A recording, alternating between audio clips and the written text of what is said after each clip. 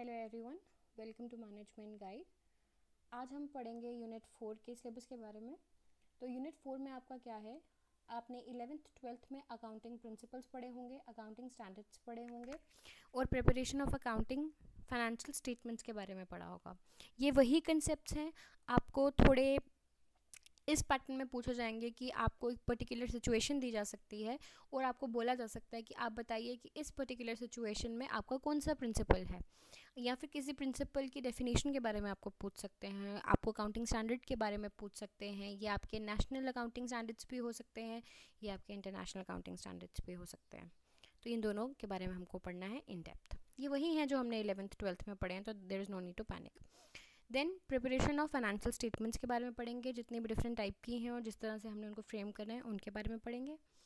Second point is about financial statement analysis. जो different हमने यहाँ पे फाइनेंशियल स्टेटमेंट्स बनाई हैं उनका एनालिसिस किस किस बेसिस पे किया जा सकता है। रेशियो एनालिसिस किया जा सकता है, जो हमने कॉलेज में या फिर मास्टर्स में पढ़ा ही होगा। फंड फ्लो मैनेजमेंट किया जा सकता है, कैश फ्लो मैनेजमेंट किया जा सकता है, और एक न्यू कंसेप्ट आएगा ड्यू पॉइंट एनालिसिस, उसके बारे में भी हम इन डेप्थ पढ़ेंगे। इसके यहाँ तो मैं सेपरेट वीडियो बना दूंगी, यहाँ जब मैं एनालिसिस के बारे में पढ़ाऊँगी तो इसको बहुत ही थॉरली कवर करवाऊँगी, क्योंकि यूजुअली हमने ये पॉइंट नहीं पढ़ा होता।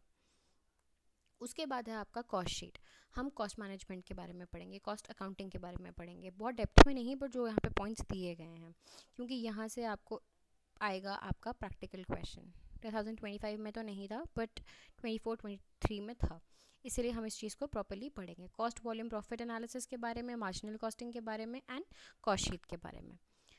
फिर हम पढ़ेंगे स्टैंडर्ड कॉस्टिंग के बारे में और वेरिएंस एनालिसिस। जो स्टैंडर्ड कॉस्टिंग हम करेंगे उसके बाद हमने जो एक्चुअल परफॉर्मेंस आई होगी उससे कंपेयर करेंगे, वेरिएंस क्रिएट हुआ होगा।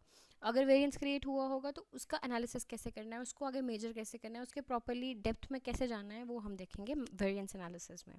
इसके कुछ प्रोसेस भी होंगे, इसके कुछ टाइप्स भी होंगे, हम सब कुछ अपनी वीडियोस में कवर करेंगे। And I will also mention you a book, I always say that I will mention a book for every topic. आप उसमें से जाके पढ़ सकते हैं और मेरी वीडियोस में भी आपको अवेलेबल होगा। जो बुक की वीडियो है वो मैं आपको अलग से एक बारी मेंशन कर दूंगी। उसके बाद आता है आपका फाइनेंशियल मैनेजमेंट। ये बहुत ही सिंपल कंसेप्ट है। आपका कैपिटल स्ट्रक्चर, ये एक ऐसा कंसेप्ट है, इसकी एक वीडियो आज, इसकी 2 वीडियोस आएंगी, capital structure and theories and cost of capital के बारे में।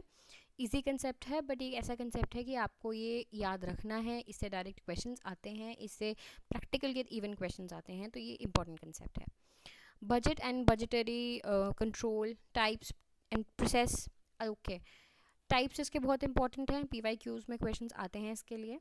लेवरेज के बारे में हम पढ़ेंगे, operating financial combined leverage, earning before income and tax, then interest and tax, then earning per share. Analysis के बारे में हम पढ़ेंगे, फाइनेंशियल ब्रेक इवन पॉइंट के बारे में पढ़ेंगे एंड इंडिफरेंस लेवल के बारे में पढ़ेंगे। This is one of the unit जो आपको कोशिश करनी है कि आप पहले ही कवर कर लें, ताकि आप इसको ज़्यादा से ज़्यादा प्रैक्टिस कर सकें, क्योंकि इससे आपको डायरेक्ट प्रैक्टिकल क्वेश्चंस भी आएंगे और मैक्सिमम क्वेश्चंस आएंगे। तो ये अच्छा है अगर आप इसको प्रॉपर्ली पहले ही प्रिपेयर करें, अकॉर्डिंग टू मी।